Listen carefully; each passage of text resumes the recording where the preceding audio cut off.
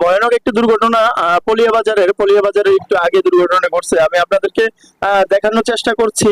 এই মুহূর্তে আছি পলিয়া বাজারে, ভাঙ্গার একটু আগে যে বাজারটা, সেই বাজারে, পলিয়া বাজারে। তো এখানে যে লোহার ডিভাইডার আছে, সেই ডিভাইডারের উপরে কিন্তু এই ট্রাকটি তুলে দিয়েছে। আসলে কি কারণে এই ট্রাকটি এই ডিভাইডারের উপরে উঠছে আমরা জানার চেষ্টা করব এখান থেকে। তো এখানে মূলত যে ডিভাইডারটা আছে, সেই ডিভাইডারের উপরে কিন্তু আপনার সামনের চাকা এবং কি তার পিছনের চাকা কিন্তু তুলে দেওয়া হয়েছে, এবং কি খুবই মর্মান্তিক অবস্থায় এখন ড্রাইভার এই মুহূর্তে রয়েছে। আর এলাকাবাসীর কাছ থেকে যতটুকু জানতে পেরেছি, এখানে দুর্ঘটনাটার কারণ হচ্ছে হয়তোবা সেটা ভোরের দিকে ঘুমের কারণেও হতে পারে। আর দ্বিতীয়ত কথা হচ্ছে এই দুর্ঘটনাটা ঘটতে পারে আপনার যদি তার সামনের চাকা হয়তোবা এখানের মানুষরা কিন্তু আসলে যা শুনতে পাচ্ছি যে বলা বলি করছে, সামনের চাকা নাকি বাস্ট হয়ে গেছে। সামনের চাকা বাস্ট হয়ে যাওয়ার পরেই কিন্তু এই দুর্ঘটনাটা ঘটছে। আমি আপনাদেরকে কিন্তু পুরো ভিডিওটা দেখানোর চেষ্টা করব।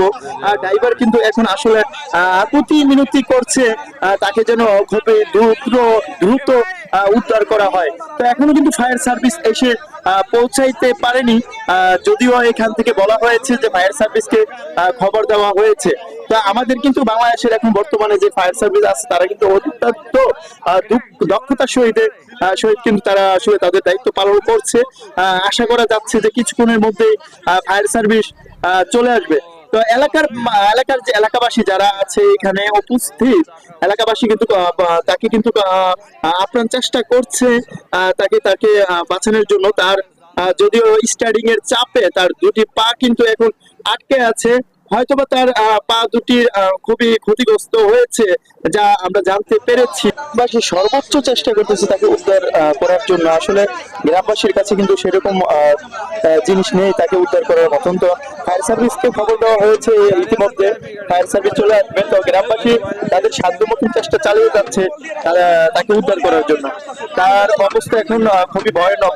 সে একবার ঘুমিয়ে পড়ছে, আবার তাকে জাগিয়ে রাখার চেষ্টা করা হচ্ছে, মানুষ তাকে জাগিয়ে রাখার চেষ্টা করছে, কারণ ঘুমিয়ে গেলে পরে তার যদি বড় ধরনের কোনো ক্ষয়ক্ষতি হয়ে যায়, তাই চেষ্টা চালিয়ে যাচ্ছে তাকে সজাগ রাখার জন্য। তার দুটি পায়ের অবস্থা ভালো না। আপনারা দেখতে পাচ্ছেন যে দুটি গাড়ি কিন্তু যে একটা চাপ খেয়েছে, সেই চাপের কারণে তার পা দুটি কিন্তু এখন ভিতরে আটকে আছে। তো তাকে উদ্ধার অভিযানের জন্য কিন্তু আপনার চেষ্টা চালিয়ে যাচ্ছে এলাকাবাসী। তো দুর্ঘটনা ঘটলে আসলে এলাকাবাসী কিন্তু প্রচুর পরিমাণে হেল্প করে ড্রাইভারদেরকে, এটুকু আমরা জানি। গ্রামবাসীকে কিন্তু আসলে সেলুট জানাই, গ্রামবাসীকে সেলুট না জানানোর কোনো উপায়ই নেই, কারণ গ্রামবাসী কিন্তু সর্বপ্রথমে সে খুবই উপকার করে এবং কি সর্বোচ্চ দিয়ে চেষ্টা করে। তো ফায়ার সার্ভিস কিন্তু এখন চলে আসছে। তাদের আসলে যে জনবল আছে, যারা কিনা টেকনিশিয়ান যারা কিনা এই গাড়িতে উদ্ধার অভিযান আসলে চালিয়ে থাকে, তারা কিন্তু এখন গাড়ির ভিতরে প্রবেশ করছে। আমরা তেমন একটা সামনে যেতে পারছি না, কারণ তাদের উদ্ধার অভিযানে আসলে বিঘ্ন ঘটবে, তাই আমরা একটু দূরে দাঁড়িয়ে আছি। তাদের দেখতেই পাচ্ছেন কিন্তু তাদের যেই মেশিন আছে, যেই মেশিনের মাধ্যমে মূলত তাদের এই লোহা কাটা হয় এবং কি লোহাকে একটা থেকে একটা ছুটানো হয় এবং কি দূরত্ব সৃষ্টি করা হয় মানুষের কাছ থেকে। তো সেই মেশিন কিন্তু আসলে তারা ইতিমধ্যে ভিতরে প্রবেশ করেছে, ঢুকাইছে, এবং কি সেই মেশিন দিয়ে কিন্তু আসলে তাদের এই যে কাজ তা চালিয়ে যাচ্ছে। আর এখানে কিন্তু আসলে বলাই যেতে পারে যে ফায়ার সার্ভিস কিন্তু মোটামুটি খুব দ্রুততমই কিন্তু আসলে ঘটনাস্থলে কিন্তু পৌঁছিয়েছে, এবং কি তাদের কাজ কিন্তু উদ্ধার অভিযান কিন্তু এখন আপনারা দেখতেই পাচ্ছেন যে চালিয়ে যাচ্ছে।